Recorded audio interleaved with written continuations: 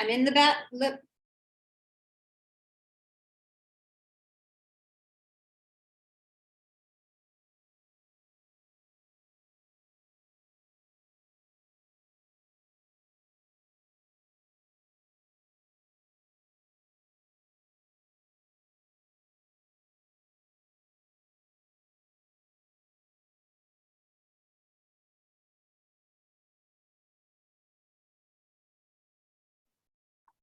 Thank you for everyone who's joined us early. We'll be starting in a few minutes.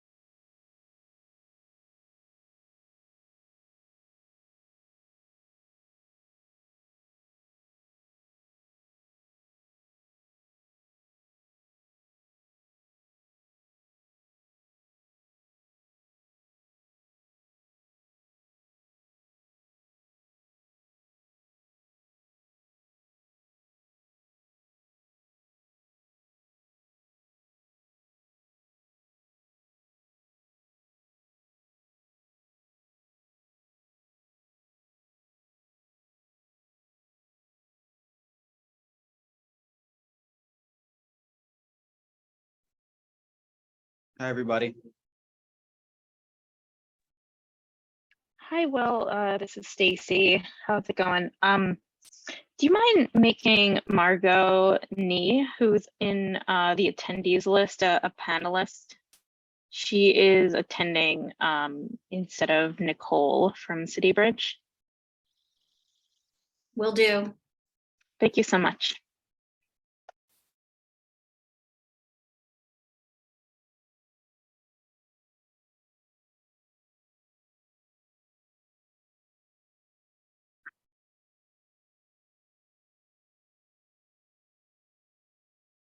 Six o'clock. Since we have limited time this evening, I'm going to go ahead and call this meeting to order. If I'm looking, it looks like I'm looking up and to the left, it's because I have a second screen. So hi, everybody. I'm Will Benish. I am the chair of the Community Board 2 Quality of Life Committee. I'd like to thank everybody for joining for our second committee meeting of the month. Our committee typically deals with topics that range from everything including street activities to sanitation and environmental issues. We're very thankful today to have the opportunity to hear from the New York City's Office of Technology and Innovation, or OTI, regarding a topic that is somewhat new to us and that we're all really learning a lot about quickly, which is the installation of the Link 5G towers throughout the city, including what I believe will be 9 proposed sites in Community District 2. Before kicking off, I just wanted to thank all the members of the Quality of Life Committee, as well as many other members of Community Board 2 and many community members in our district who've been working really hard to get up to speed on this topic and to keep the community informed about this issue. There's already been one meeting held by CB2's Landmarks Committee last week to discuss the landmark aspects of the Link 5G rollout. And I also wanted to note that today, in response to some of these concerns already raised by those in our district and elsewhere, the Borough President's Office just issued a letter calling for the city to slow the rollout of 5G infrastructure. So I'm going to drop a link to that letter in the chat just so everyone who's attended can read that. I will do that in a second. We're also really thankful to OTI for taking the time to present to us about this rollout of Link 5G into residential and historic districts and to answer questions from the board and from the community. Before passing it to OTI, I just wanted to briefly outline the agenda for today's meeting. We're going to start with a brief presentation from OTI, and following that, we're going to have a period for questions from the committee and other CD2 members. I will note that I've done my best to aggregate the feedback and questions which we've already received from other members of the board and from the community. And I'm going to look to run through those as well with the OTI team, and hopefully many of the questions which have been addressed, which have already been posed, can be addressed. I will note that due to time constraints, we will get to public questions as well. We may need to limit those questions to 1 minute. I'd also ask just that all questions remain civil, pertinent to the specific topic, and refrain from personal attacks. So I think that covers it. Without further ado, I guess I'll go ahead and kick it off to Stacy and the team. One last thing I would just ask Stacy before you start the presentation is I just know that we're probably not going to be able to answer every single question that's out there tonight. So is there a way for people to reach out to your office directly with comments and concerns? I think that might be helpful for anything that doesn't get addressed tonight, as well as I'm sure there'll be some follow-up issues and questions. Yeah, for sure. And we have. I just wanted to let everyone know who's on the call that we have received a lot of outreach through our regular channels. And for right now, we're still compiling all of it, and we're still accepting feedback. Although our original letter had said yesterday was the last day. You know, we have a process in place that we put a 60-day comment period on the books, but we understand that that isn't always hard and fast, and these sites in particular have gotten a lot of we've gotten a lot of feedback on, so we're still reviewing that, and we welcome anything else from the community. I will drop a link in the chat to our correspondence form. The reason I say to do that is because those are individually tracked through a system, whereas if you email me, it might get lost in my very voluminous inbox. So in the interest of keeping everything tracked, I will put that link in the chat for everyone. Great, thank you. So with that, if you want to go ahead and kick off your presentation, that would be great. Yeah, sure. So hi, good evening, everyone. My name is Stacy Gardner. I'm the Senior Director of External Affairs for the Office of Technology and Communication. Technology and Innovation. I'm still getting used to the name change a year later. Sorry about that. So with me is my colleague, Brett Sykoff. He is the Executive Director for Franchise Administration for OTI. And on the side of LinkNYC, we do a franchise with a company called CityBridge, and representing CityBridge is Margot Nee and Rob Sakota. So just to give you guys, in the interest of time, I know there's a lot of questions, so I'll make this relatively quick, but I know it won't address everything, and then Rob will be able to tick through some of the sites and go through some of the telecommunications details. But I think the question a lot of people are asking is, why is this coming up now? Why are you presenting this to us now? So we restructured our contract a couple of years ago. That went through the Franchise and Concession Review Committee to make it so that the LinkNYC franchise it thrives on not just advertising revenue, but also mobile telecommunications revenue, in addition to bringing not just the free Wi-Fi, phone calls, 911 access, charging ports, and a tablet for access to social services, really creating a space for the proliferation of more mobile telecommunications equipment. So to that end, we restructured our contract. This contract is a franchise. A franchise means that OTI oversees a contract with a company to use the city's rights of way. So this is no, this uses no taxpayer money to get going. This is a revenue generating program, just to make sure everyone's on the same page on that. So we restructured the franchise in order to have a mobile telecommunications equipment in the links. We had to redesign it. We went through a process with the Public Design Commission to get a new design approved. That process, we tweaked the design multiple times to respond to feedback. We did community outreach at the time.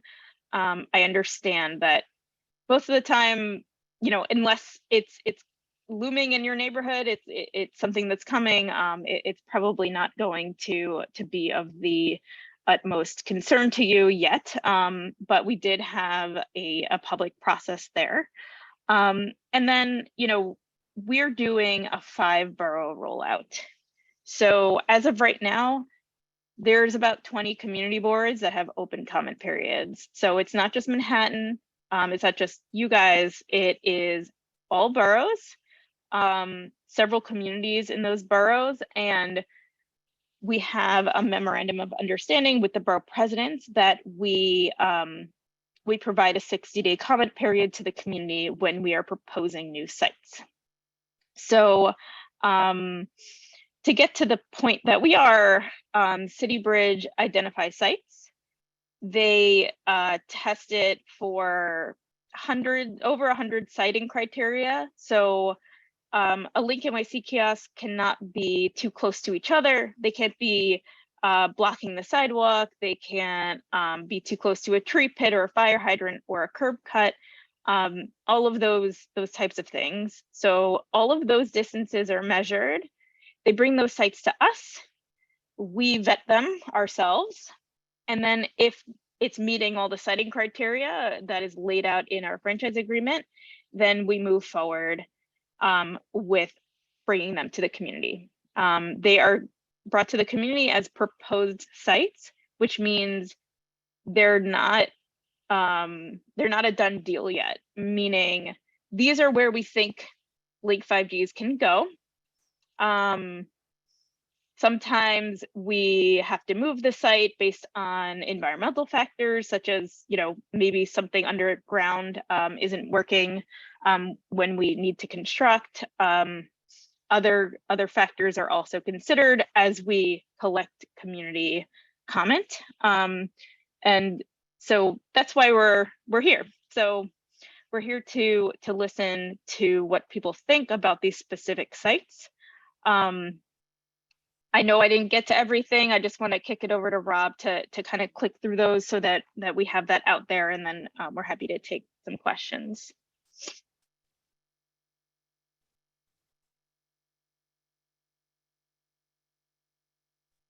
Sure. Thank you, Stacy. So I'll take it from there. My name is Rob Sakota. I'm the president for wireless operations at CityBridge.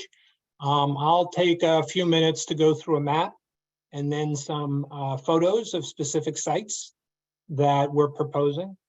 As Stacy said, however, these are proposed sites. There is a multi-layered review process, of which community boards is one. Not all of these sites will eventually become Link 5G kiosks. Some of them will inevitably not work out for various construction reasons. Some of them might not receive all the approvals they need. Some of them, there might be other solutions to a wireless problem. There are all a host of reasons why sites we propose from time to time to OTI don't actually get built. But nevertheless, we want to get sites out there, talk to the community, talk to others about them, and make sure we get a maximum amount of feedback. So I will share my screen.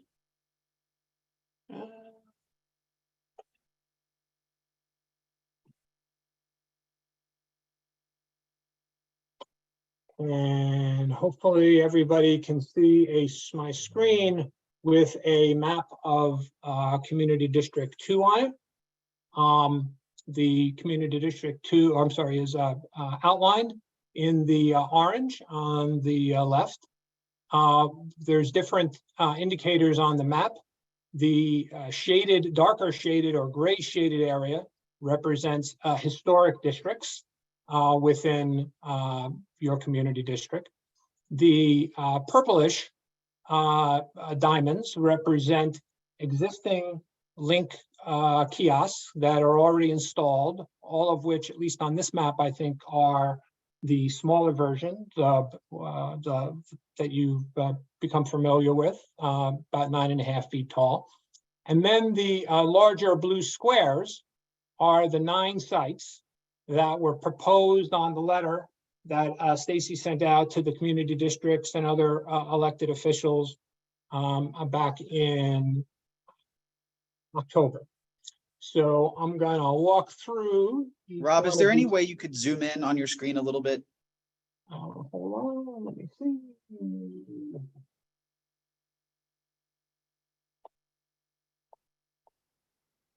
That's not it. Let's see, what can I do here?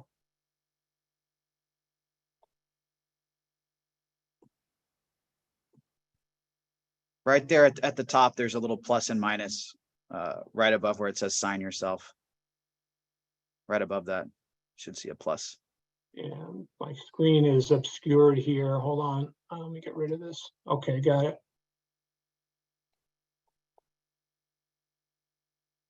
That's probably too much. Let's go back to this. Does that help a little bit? Yeah, go ahead. Okay. Thank you. Okay, so again, I'll go through the 9 blue squares on a site-by-site basis. You can see where they are. This is just a listing of the 9 sites with the site IDs, the specific Latin lounge, the addresses, and the type of kiosk. So as you become familiar with, there is an existing kiosk, a 9.5-foot version that LinkNYC has been deploying for several years.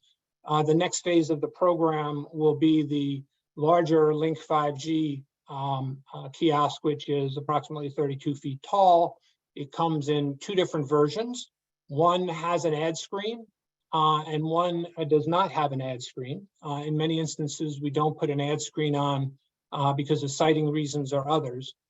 For the 9 sites that are proposed here, 5 of them would include ad screens and 4 would not have ad screens.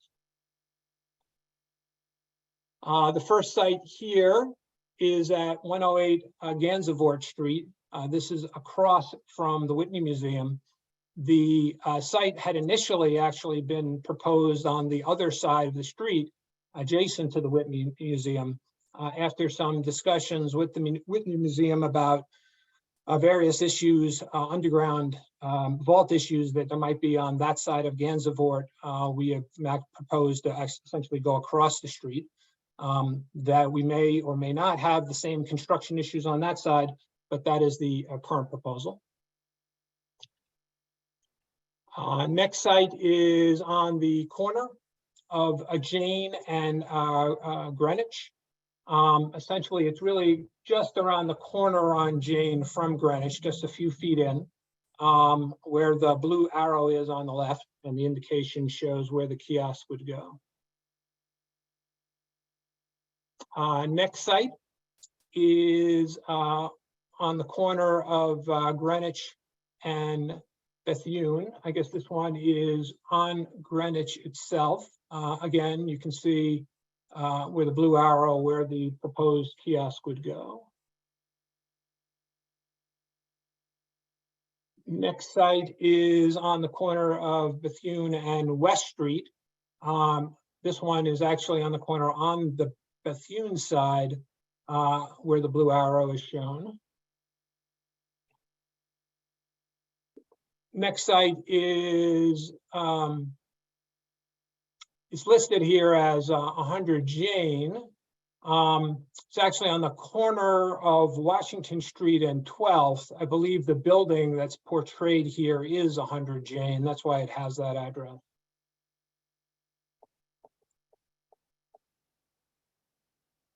Next site is 113 Horatio Street. This site originally, I believe, was on Jane Street, but after some discussions, we've moved it over to Horatio.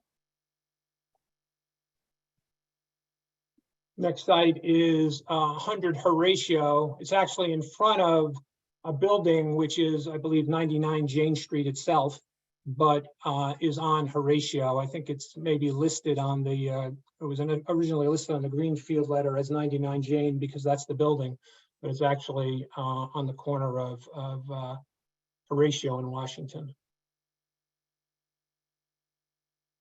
568 Broadway. Simpler, we're on the cross street with Prince, and 110 Prince. And that is it.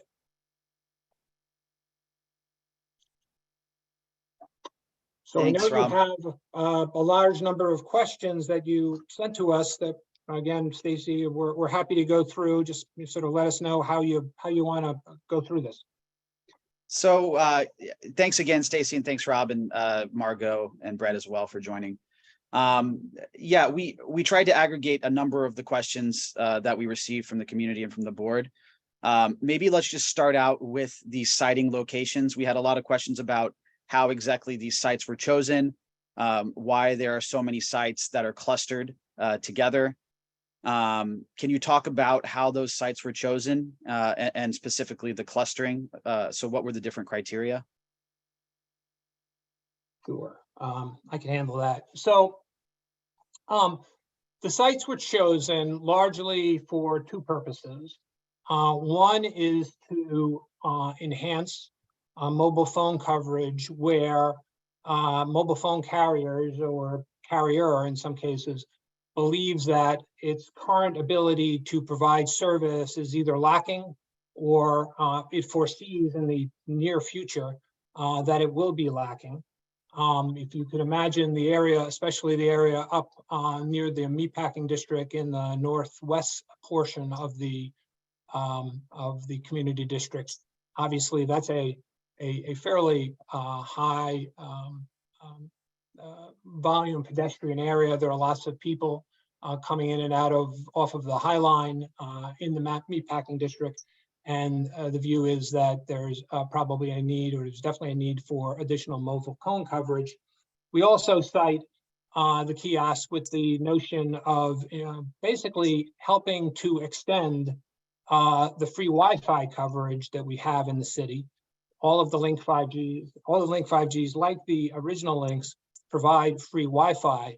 And one of the goals of the program is to make sure that free Wi-Fi is available in as many areas as possible of the city both in Manhattan, where there are the largest number of kiosks, but also in the outer boroughs.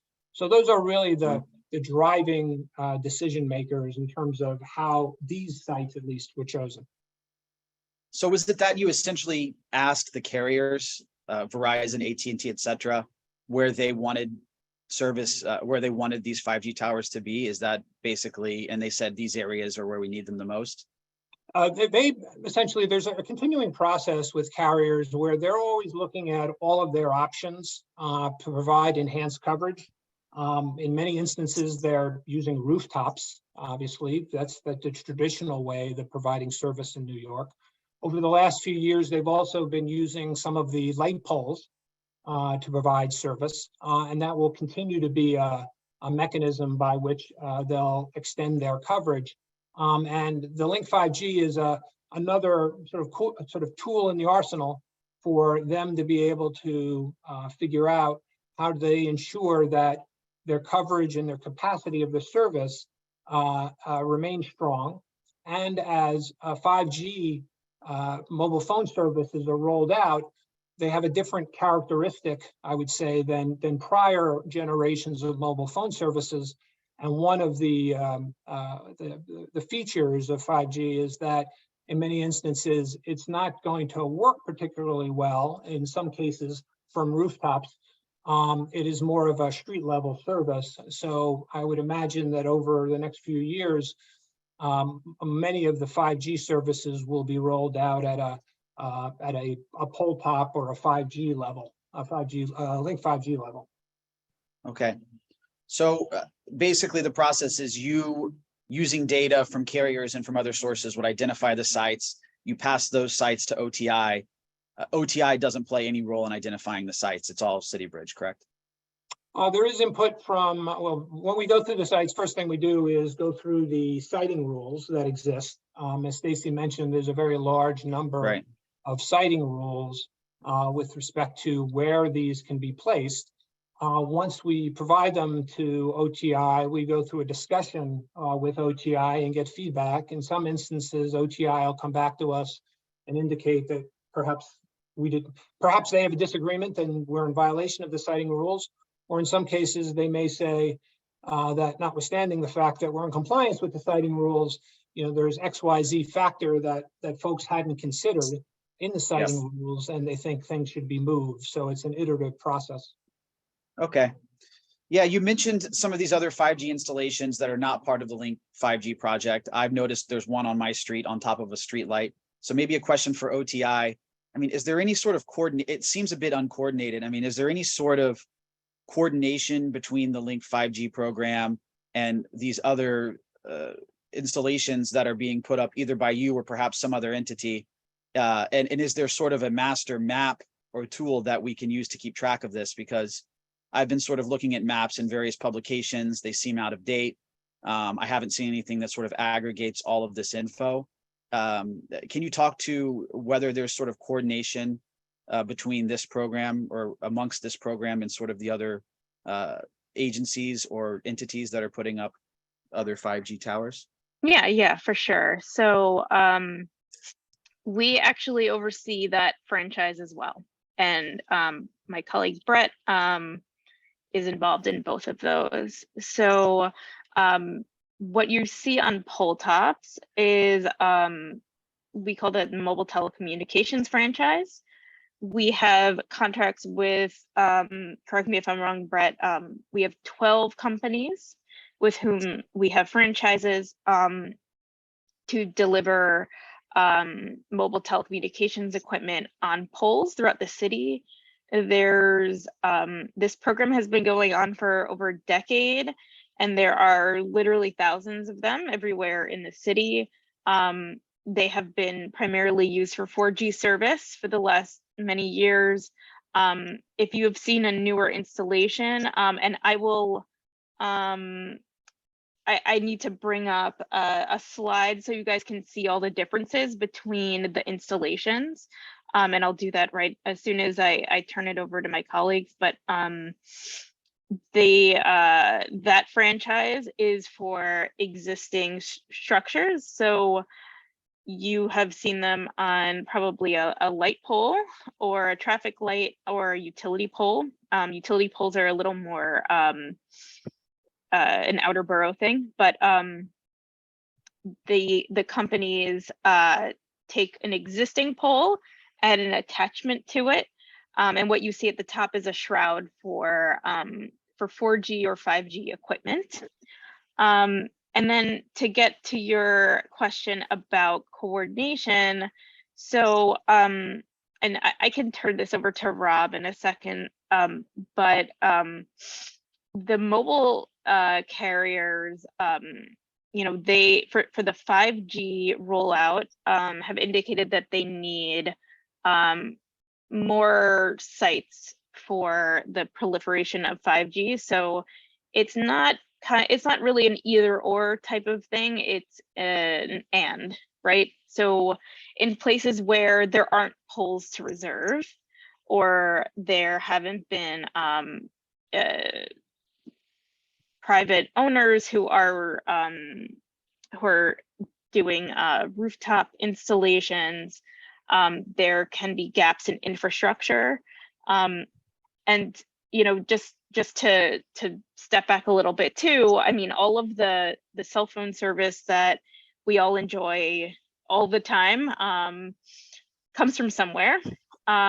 It doesn't just exist. There does have to be infrastructure that supports it, and obviously in areas such as CB2, there is a high demand for it. So what we're trying to avoid is a time in the future where you would be walking down the street and your call drops, or it's taking forever for something to load. You know, maybe it's not a problem today.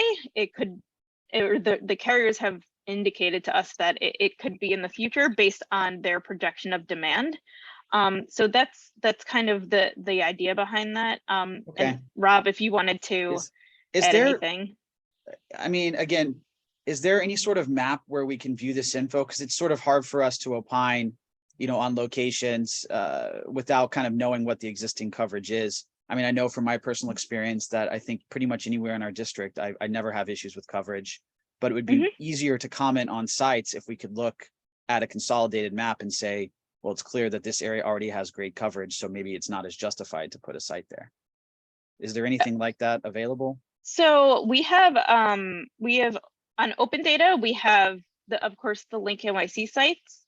We have the proposed LinkNYC sites, and we have a data set that that shows where all the pole top sites are. So I can also drop that in the chat. We don't oversee what goes on rooftops, so that's harder for us to provide, because there doesn't need to be an approval process through OTI for a private property owner to cut a deal with, I don't know, Verizon or whomever. Okay. Yeah, so if you drop that, I mean, maybe we can work to consolidate that, or maybe there's a way in open data to consolidate that into a single map, which I think would be useful just for the Link 5G versus the versus the light fixture top sites. One other question with siting is we've gotten some questions about these 151P permits that have been filed by CityBridge in a number of areas throughout the district that are not part of the 9 initial sites. Is there any comment you can make on what those are for? I believe it's the permit that says install, remove public phone text - kiosk. Are those possible future sites, or are those permits for something else? I can take that. So, you know, we would file once we have a notice to proceed, which we only receive after we've gone through all the various approvals. Only after we have a notice to proceed would we file with the Department of Transportation for the permit that I think you're referencing here. So none of these sites will have any permits associated with them at this point in time. If there are other permits that you've seen filed in CB2, it could be for sort of any number of other issues. As you mentioned, CityBridge also removed a large number of telephone booths from across the city, for which we also, got permits to do that. So there's a number of different reasons why DOT permits would be issued, but there aren't any DOT permits associated with any of these non-sites at this point. Okay. And just back on Stacy's point about the pole tops and the Link 5Gs, I certainly appreciate the fact that there's a lot of different things going on here between different types of street furniture that's being used. Pole tops, there are some advantages, obviously, to the use of existing pole tops, and that the pole is already there. On the other hand, there are some people who don't like the look at the pole top either, right? They view that as a aesthetic issue.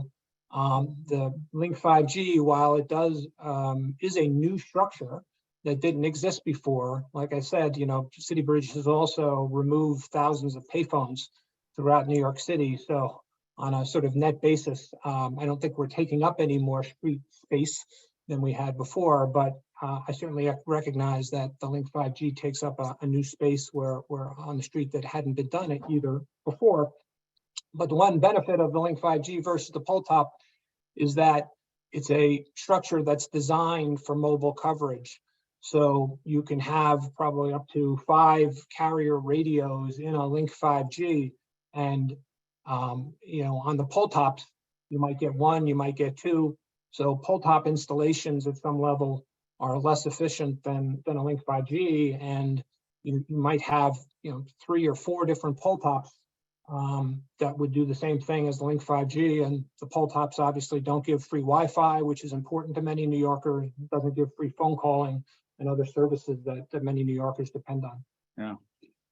All right. I mean, I'm going to go in the mapping tool and play around with it. But if there's a way that you, Rob, or someone from OTI could provide a visualization, because it's not necessarily the easiest tool to use as a follow-up, I think that would be useful. But sure. And William, if I could just add one point, because as I look through the questions, I think it's important to dispel the notion that neither OTI nor CityBridge, for that matter, we're not building a network of a new cellular network using Link 5Gs or pole tops. Yeah, I think that's clear.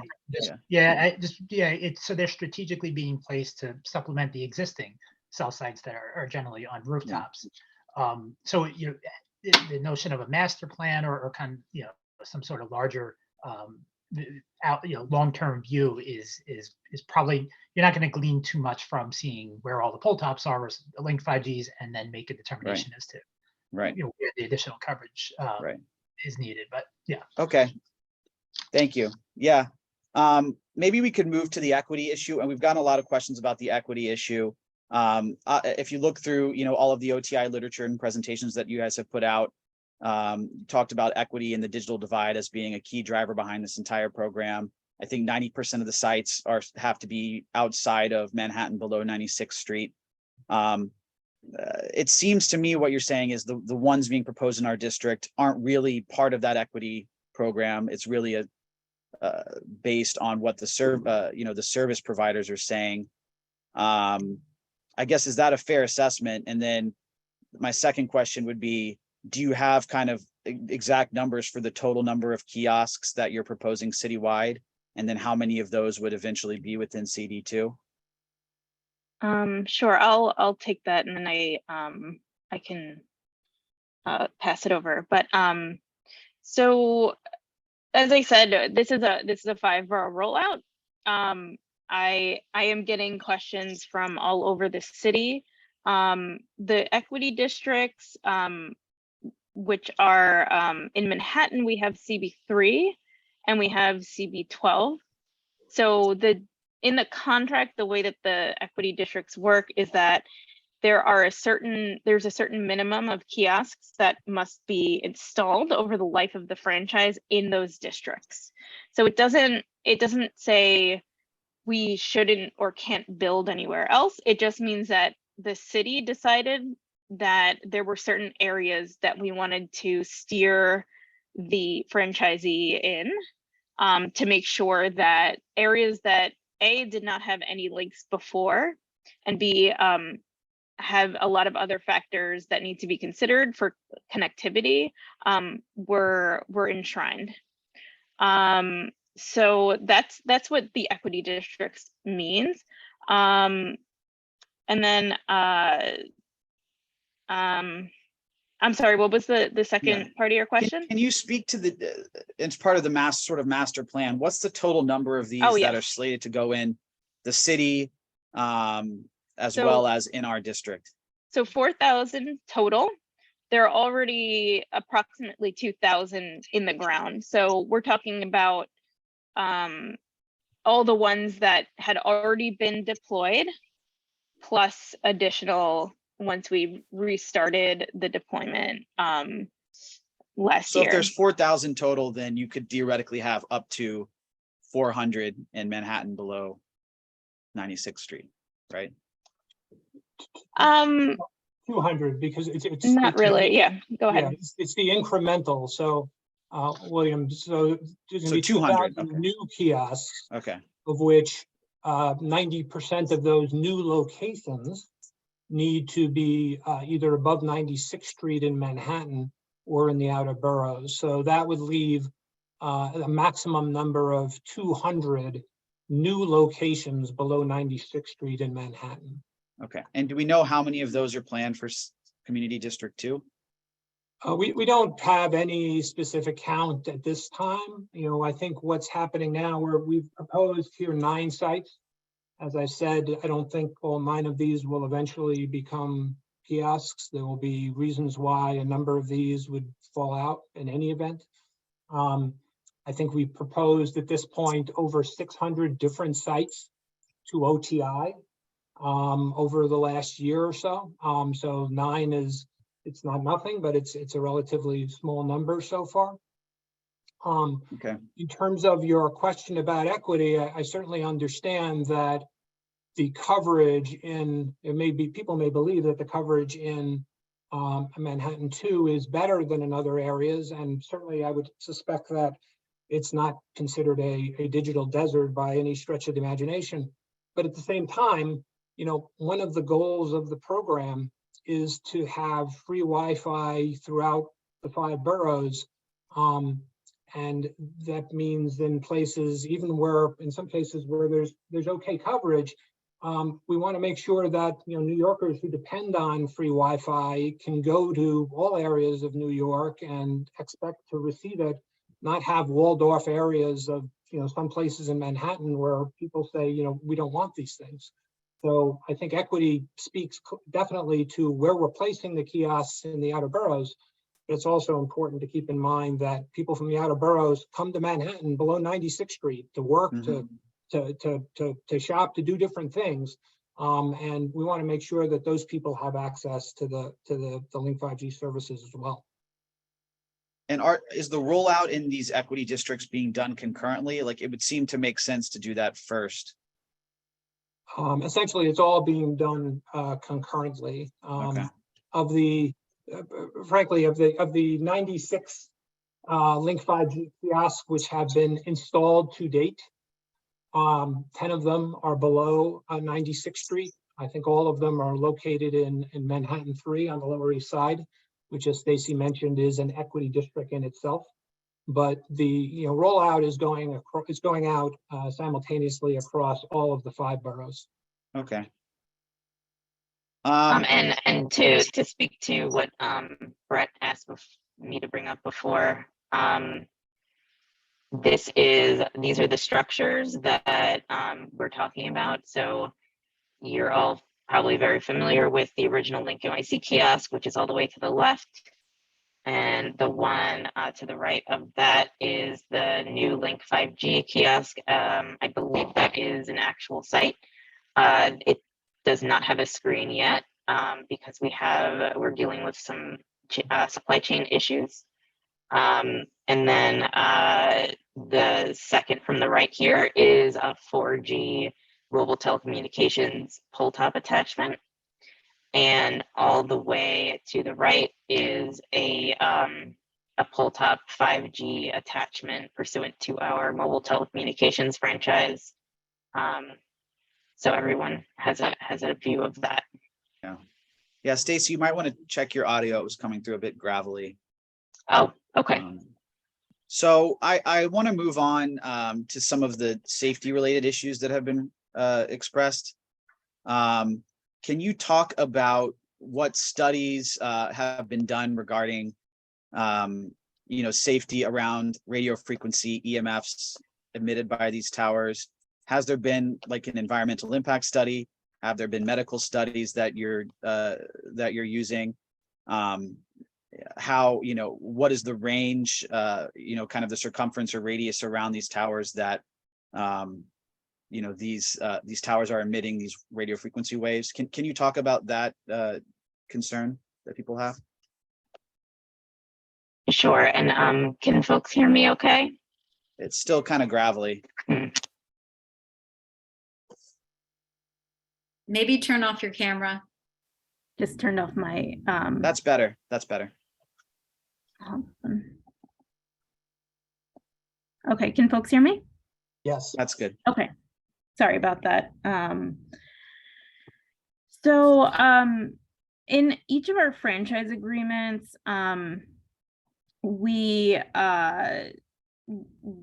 first of all, the federal government oversees radio frequency emissions. So as the city, we do not regulate it, and but that doesn't mean that it isn't something that we want our franchisees to comply with.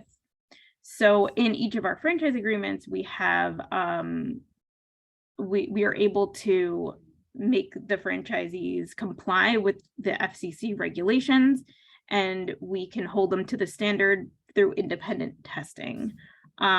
And Rob, if you want to go through kind of the radius of coverage and a little more technical detail that I certainly can't explain off the top of my head. Sure. There's been a lot of studies about radio emissions over the last 25, 30 years as mobile phones have rolled out. As Stacy said, the FCC is the ultimate arbiter of what is and isn't allowed, and it sets radio emission standards for all radios that are deployed either on pole tops or rooftops or any place else. All of the Link 5Gs, as well as pole tops, frankly, that are deployed in New York, all have to strictly comply with all of those emission guidelines at all times. Generally, people, these sites are generally not even close to the emission guidelines in terms of what they do, but it is certainly a requirement that they comply with all of those rules. Okay. And the second safety related concern that people have raised is cybersecurity, right to privacy, tracking issues. I mean, is that a risk that we should be thinking about? Is that something you've considered?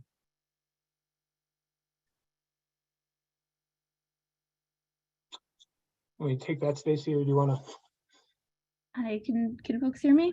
Yes. Yeah.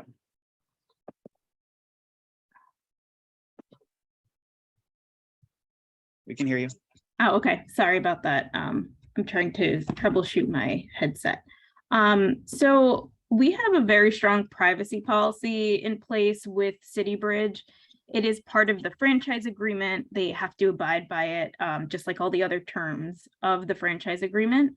No, they cannot track or sell anyone's personal information. I know that there was some emails coming around earlier that indicated that there is a privacy issue. There is certainly not.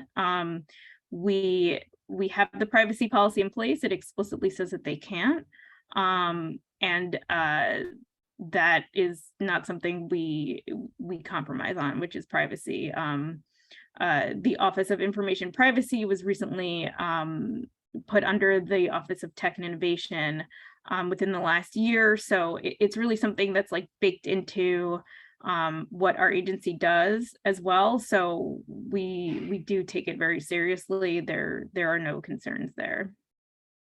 And I'll just, note that, when people connect to the Wi-Fi, obviously we're connecting to their phone and we get sort of the MAC address, which is the unique identifier for everyone's cell phone to the extent they're connecting to the Wi-Fi. But all of those are, encrypted by us in a way that we're unable to utilize them for any purposes. I will tell you, we regularly get requests from law enforcement who ask us questions about whether particular users or MAC addresses were located at certain kiosks at certain times of the day. And our response is uniformly, we have no idea. We have no ability to be able to track a user to any use of that user, where they're using it or what they're looking at any given time. Okay. I mean, there's a number of more questions on the sheet that I sent you, the landmark stuff, maybe some of those very technical questions you can answer to us perhaps in an email.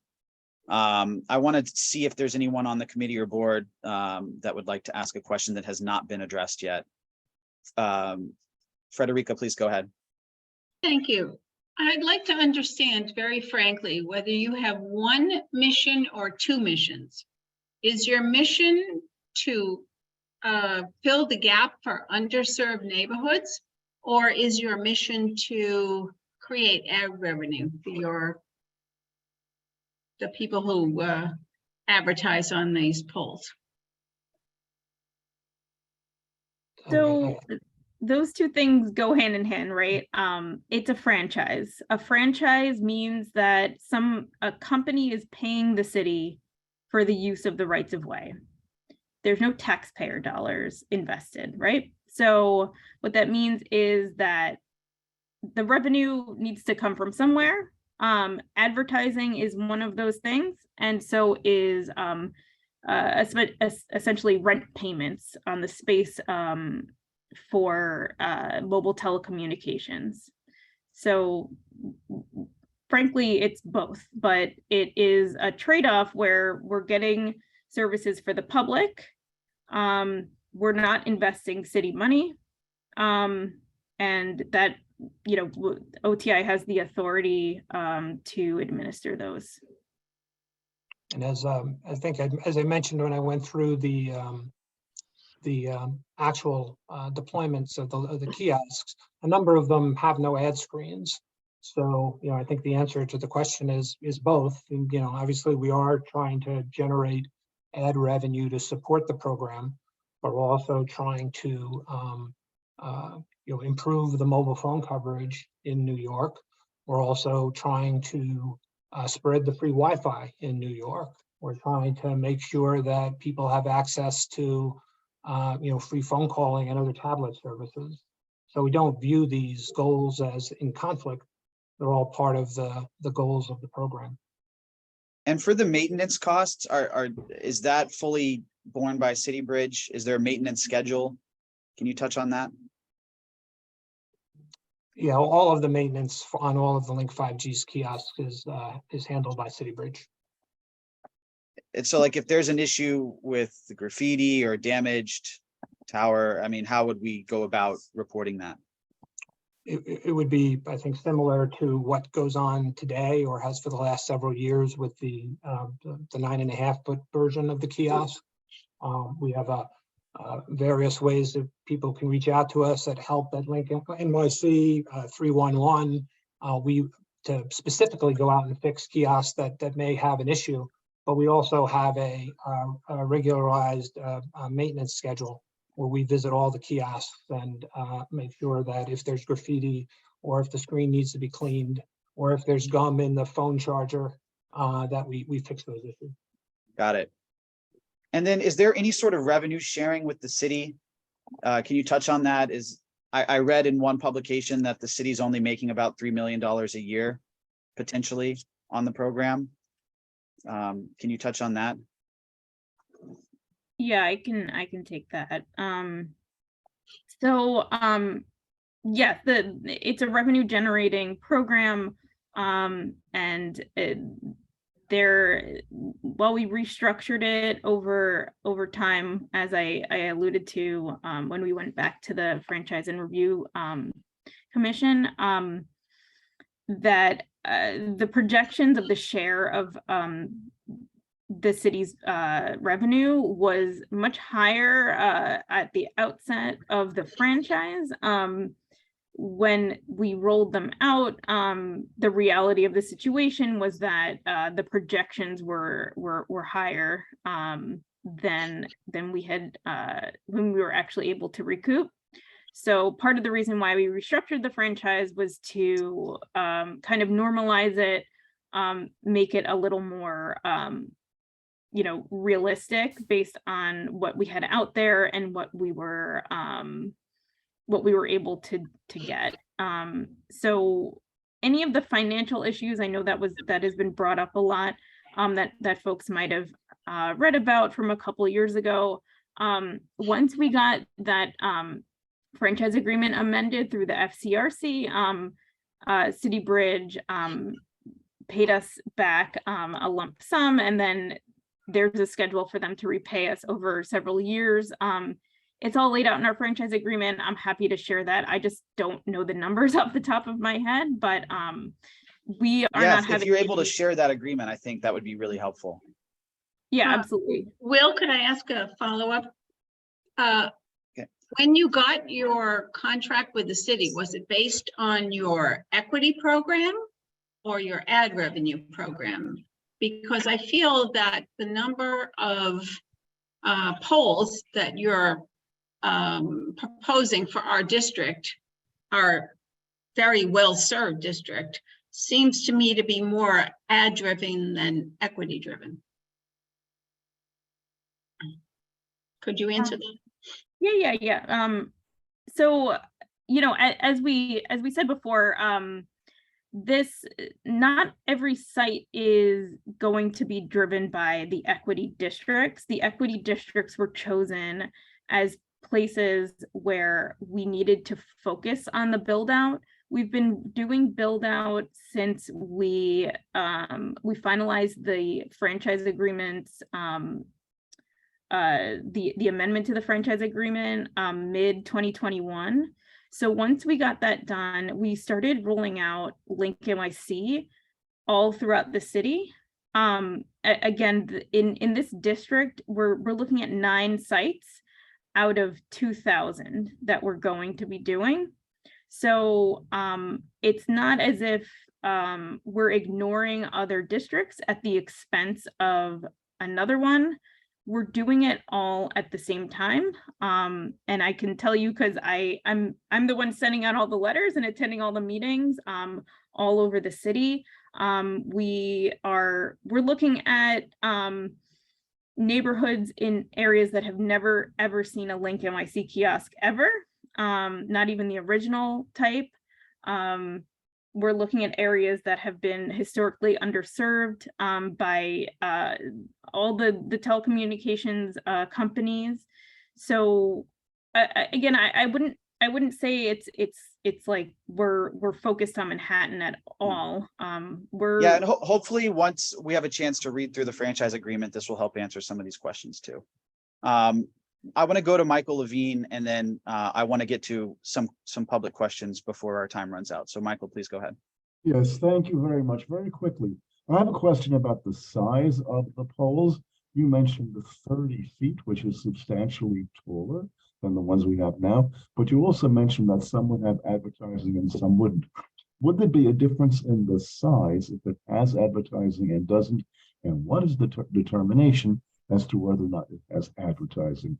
We are talking now about relatively larger structures that we're seeing now on our streets. So again, what determines whether or not they have advertising, and what would the size be if they do have advertising? So the ad screen is the same size no matter what. Those did not get any larger. But Rob, I'll hand that over to you to explain where you're choosing where to put ad screens and where not to. Sure. So Link 5G, the 32-foot structure that we have been mentioning, which is the focus of the going forward deployment, as I said, comes with an ad screen or not with an ad screen. If it doesn't have an ad screen, it doesn't change the height. The ad screen is at essentially the same level of the ad screen that there is for the 9.5-foot kiosk, right? It's essentially at the human level versus being up at the top. So it doesn't change the size. The determination of whether a site has an ad screen or not, there's a number of factors. As I mentioned, of the 9 sites that we've proposed for CB2, 5 of them were proposing to have ad screens. 4 of them were not proposing to have ad screens.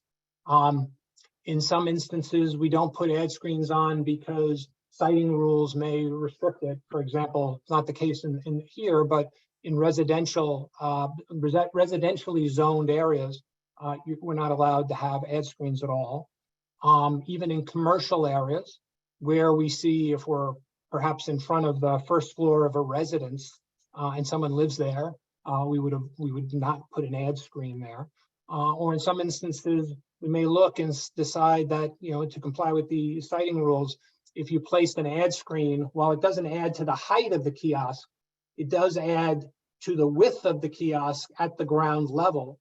So to the extent we want to ensure that there is sufficient sidewalk space, we need to have at least 8 feet of clear path for people to walk by. In many instances, we will not put an ad screen on because we want to ensure that there's sufficient space for people to walk by. So as I said, there's a number of different rationales for why a site may or may not have an ad screen. Thank you. Okay, thank you. Look, we're running low on time. We're going to take some questions from the public, limited to 1 minute. Unfortunately, we're not going to be able to probably get to everyone. So I reposted the form for direct input to OTI. Also, if you don't get the chance to speak tonight, you can join and speak at our full board meeting on Thursday as well. So I would recommend that. But I'm just going to go in the order that I see on my screen. Again, we're going to allow 1 minute and we'll see how many we can get through. First is Terry Bloom. Do you have a question? Hi, thank you so much for taking my question. So my name is Terry. I'm a longtime resident of our neighborhood. I object to the installation of these towers because they generate a huge amount of wireless radiation into our streets that are already teeming with radiation from existing 2G, 3G, 4G cell towers and wireless antennas. As the wireless technology generates radiation, we don't feel it. But we all know that radiation is cumulative and all radiation is carcinogenic and it affects every system of our bodies. The biological effects of wireless technology is already well researched and documented. I'm going to post a few links in the chat. And lastly, obviously, the real estate value of every home, building, and office around these towers would drop in value immediately upon installation. Thank you. Okay, thank you, Terry. I'm not sure that was a question, but that was a comment and that's received. Let me move on to the next one. Ellen Osuna.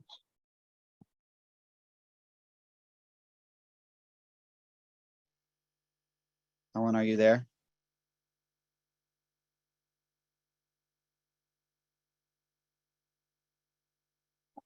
I mean, do you guys have anything you want to say about the comment before we move on to the next question? I think you addressed kind of the safety question earlier. So Yeah, I don't okay. think. We have to keep moving along. Okay. I don't see that Terry anymore. Ellen is on. Ellen. Okay, thank you. So quick question, if people living or working near these towers become sick, do they have any recourse? Will CityBridge, OTI, the telecom carriers, or the city take their illness seriously and understand that there's at least a possibility it may be connected to a constant onslaught of pulse modulated microwave radiation? Or will they be met with gasping and told that nothing can possibly affect their health as long as it is below the FCC guidelines? However, what is not said is how inadequate those guidelines are.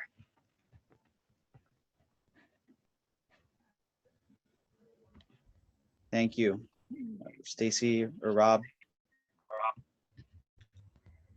As I said, we hold the franchisees to the FCC standards. We do not regulate radio frequency emissions.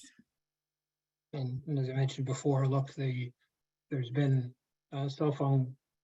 provision of cell phone services for 25 years now. It is our view that studies have indicated that it has not led to any health effects. Obviously, people can disagree and have their own view about radiation. I imagine many of you are listening to this call with a Wi-Fi router in your house. I would just ask you go outside and you get sunlight. I would just ask that you look at all these things and say, make your own judgment, but it is our view that there is no health effects being generated by the existence of these Link 5Gs. Okay, thank you. We're going to move to Stanley Care. Hi, Stanley. Please go ahead. Stanley? We can't hear you if you're trying to talk. All right, we'll try coming back to you in a second. I'm going to move to Jeffrey Rowland. Hello? Hello? Can you hear me? Yes. Okay, my question's sort of about the possibilities. It's not about the sites you already have listed, but it's clear to me that your ultimate goal might be to replace a good portion of the telephone booths that were removed with some form of these towers or attachments. I know of one particular place that a telephone booth was removed that may pose some danger. It is not one of the listed ones now, but it has concerns to me. It's probably within 100 feet of the community board office at the corner of Bleecker and LaGuardia Place, near a garden. I'm a member of the garden, and I'm very familiar with it for 40 years. There used to be a phone booth. The phone booth was not deeply rooted. I don't know how deeply rooted these new towers might be, but it is within 4 feet of a high pressure gas valve. 10 seconds. That provides the gas for the Silver Towers. What I don't know is whether or not there is a limitation on how close you're allowed to be to that. It's the only gas valve that is not in a street. It is in fact on a sidewalk that I know of, and so I have some concerns about that. Can you give me a depth that you would go to? So just to let you know, although we have been looking at sites that were payphones, we're not going by it 100% because they were clustered really closely together. There isn't always great underground infrastructure. It does need to go a little deeper. I don't know off the top of my head, maybe Rob, but we do need a really strong base for that infrastructure. So, while we look at all the sites that were payphones, some of them are just not workable, and that's part of the reason why we kind of moved away from just saying, okay, if there was a payphone there, then we're gonna take a look at it, and that's where Link is gonna go. The siting criteria is a lot stricter for the Link 5Gs as well. There can only be one on a block on one side of the block. So would you be able to have someone from your office post that criteria just so everyone on the call can see it, like a link to where the criteria is, or maybe it's in a presentation? I would take that Bleecker Street and LaGuardia Place off one site off of any list. If you have an opportunity to look at it, you will probably want to reject it, although you might be able to advertise there. It is way too close to that high pressure gas. Yeah.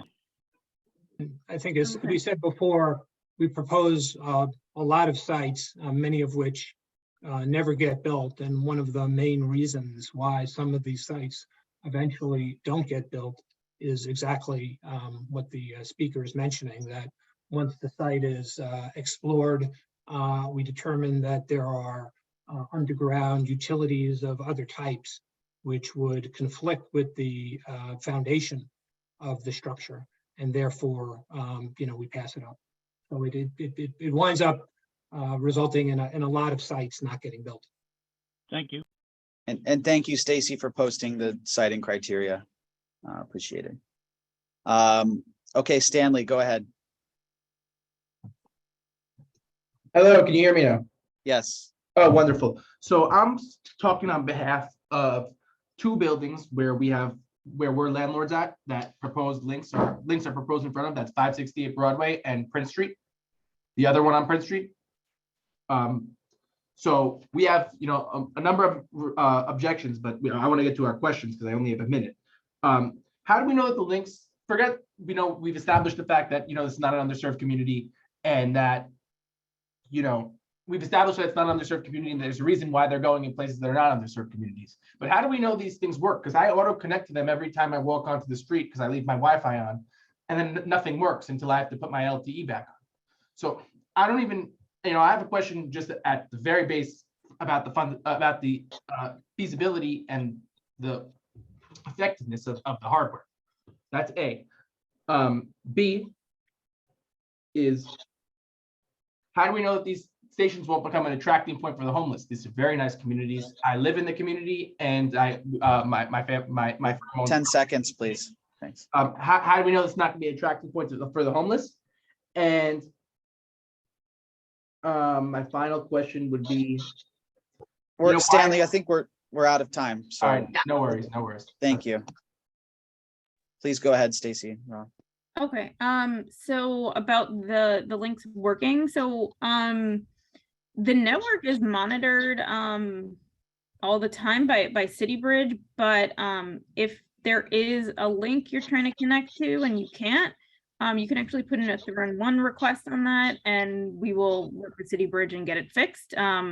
These things do require maintenance, so but by and large, the uptime is fairly high on the Wi-Fi. We get regular reports on that as well. As far as any quality of life issues that may arise, so I've been working for DoIT/OTI for over 6 years. So this is when we first started them to now, basically, those types, I won't say that I never get complaints like that. However, they're in the grand scheme of how many links there are, and where they are placed in very high traffic areas that might have other community contexts, that might have homeless individuals around. I don't get a ton of them, but when I do, I always bring in all the proper agencies to help mitigate the issue on the ground. OTI does not have staff on the ground to handle quality of life issues, but that's why I work with my colleagues in NYPD, DHS, DSNY, and occasionally even nonprofits that help the homeless as well. So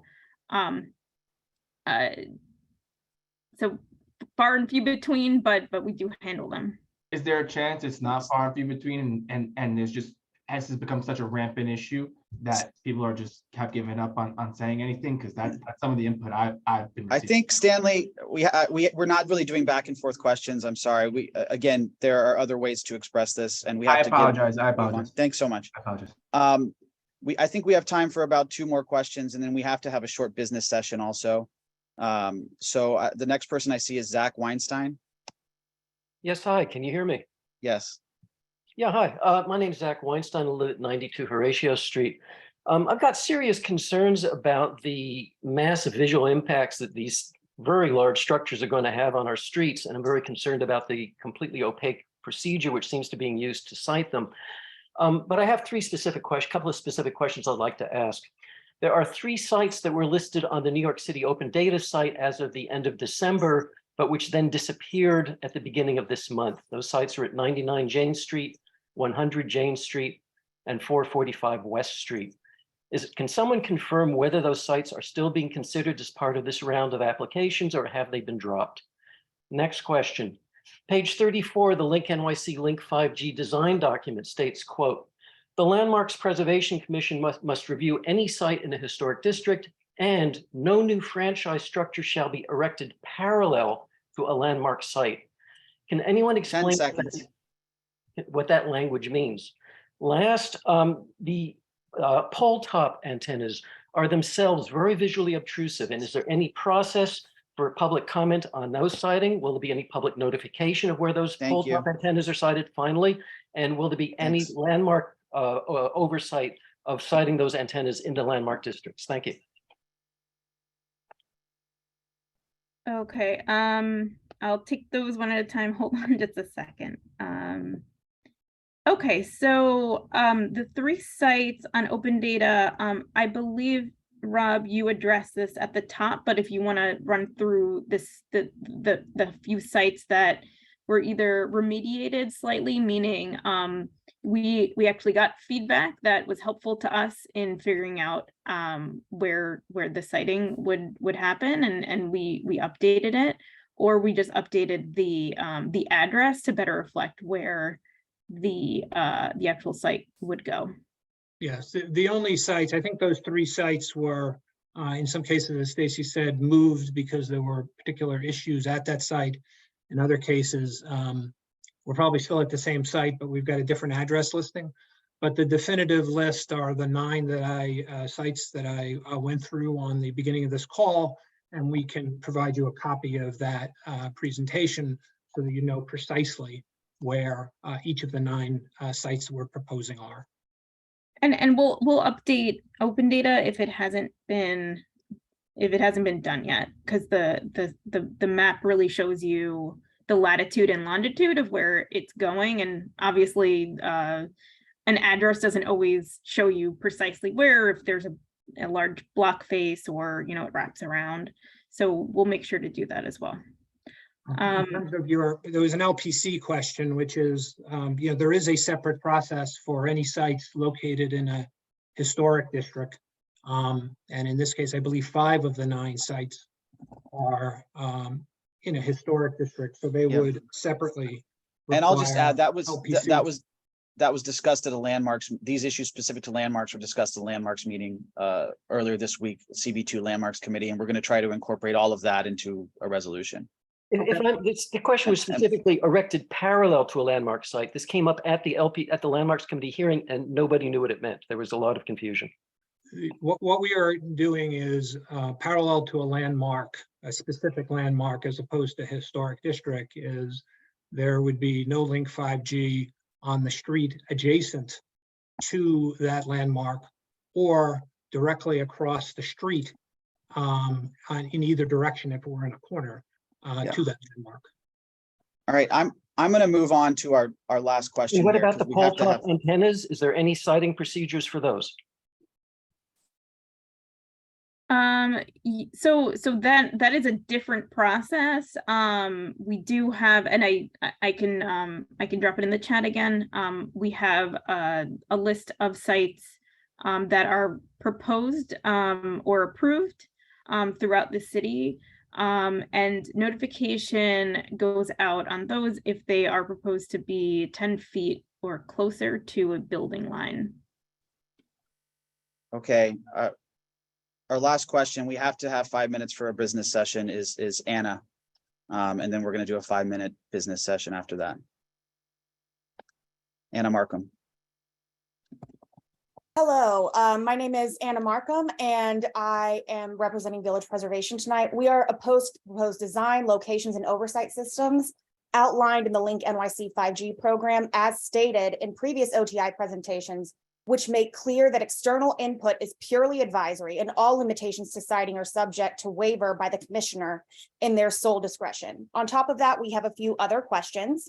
One, we really would like to know the detail in the regulatory process for siting of all LinkNYC 5G towers in regard to historic districts. This has not been made clear to landmarks or anyone else.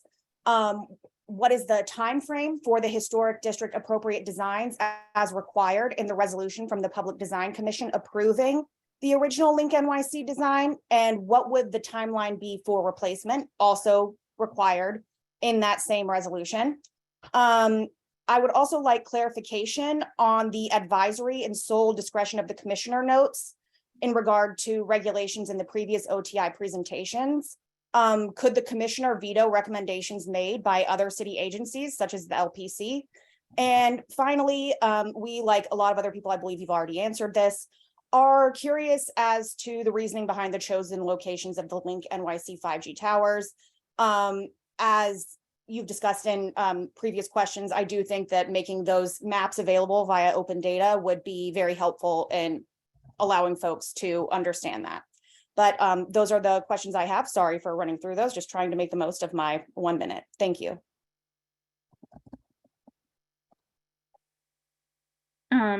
Okay, let me take that. Actually, Brett, can you clarify what the PDC approval allowed us to do? Because Sure. Really quickly. So the PDC approved a limited number of sites within residence zoning districts and in historic districts. So combined, there's 200 that they permitted, at which point they would seek to evaluate the effectiveness and the reception to the installed kiosk. So there are 200 that are permitted within either residence zoning districts or historic districts. Yes, but what I was curious about was that that resolution also stipulated that the PDC, that OTI and the vendor do research on designs that are more appropriate to residential areas and historic districts. Since that was a condition of the approval, what I'm wondering is whether or not there is a specific time frame in which you would present that research and a possible new design to PDC and the Landmarks Preservation Commission. Yeah, so that process is very much in progress, but in terms of the results of that, that is really more for anything beyond the 200 that were approved. So if we wanted to get approval for anything to exceed 200 in either, again, residence or historic districts, we do have to go back to PDC with a review of other global precedents related to 5G structure design. But at this point, there is no time frame for when we might go back, but that is actively in progress. When I read the resolution, it made it seem as though you were required to do that and replace the 200 that were approved if a historically and more residential area appropriate design was approved by PDC. So that's the only reason why I'm pushing this for a clear time frame, because it did seem like a clear condition of the approval. Understood. And yeah, the key is that if a new design is ultimately adopted that's deemed to be more appropriate for, again, in those two districts, then that would be the case. But yeah, we're not at that point just yet. Okay. I know that it's primarily for if a new design were selected, but will it be a public presentation of the comparable designs that you guys do research on? Yeah, I think that's ultimately up to the PDC, but yeah, it's our expectation that will be done and presented during a public design commission public meeting. Okay, thank you. Apologies for the banter back and forth. No, thank you, Anna. I think we're going to leave it there. Again, we have a full board meeting in 2 days. If you didn't get the chance to speak tonight, please sign up for that. Also, please send us comments through the CB2 website as well, and we'll try to incorporate all of those. But we need to move on to business session because we do have another meeting, which was already scheduled to start 5 minutes ago. So from this point on, we're only going to have the committee talking. I've been doing a lot of talking tonight. Does anyone else on the committee want to say something? We've only got about 5 minutes. But I welcome, if anyone else has input.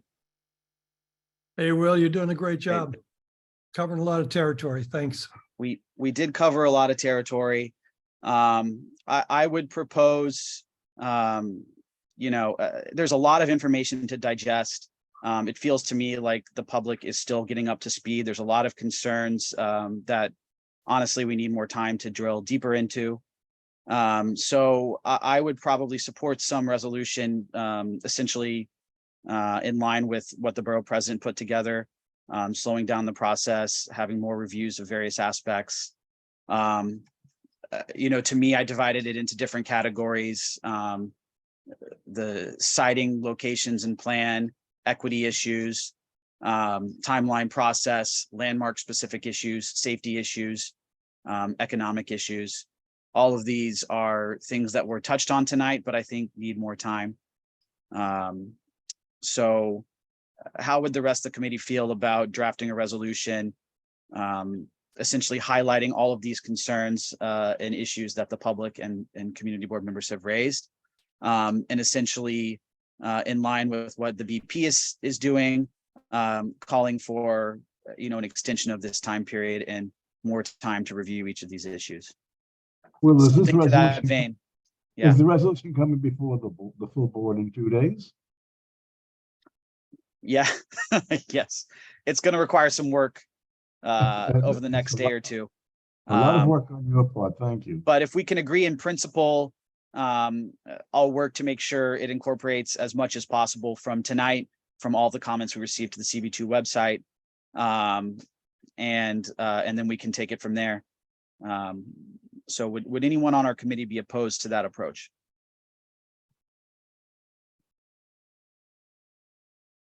Okay, let's do a committee vote. All in favor of the resolution I just discussed, please say aye. Aye. Aye. Aye. Anyone opposed? Abstain? Okay, thanks. Thank you again to the OTI and CityBridge folks for spending an hour and 20 minutes with us tonight. Thank you to all of the public that came. Again, sorry we didn't get to every single question, but hopefully folks can come to full board and hopefully folks can continue reaching out to us, and this is going to be a process that goes on. So once again, have a great night, everybody, and see you all soon. Thank you.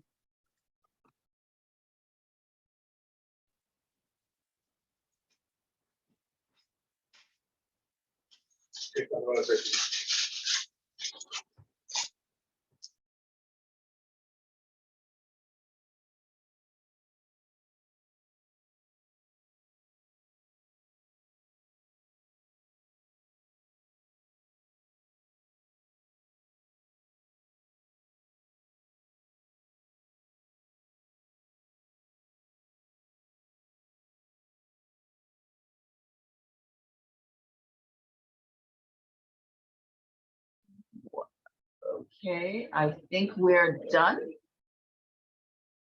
think we're done.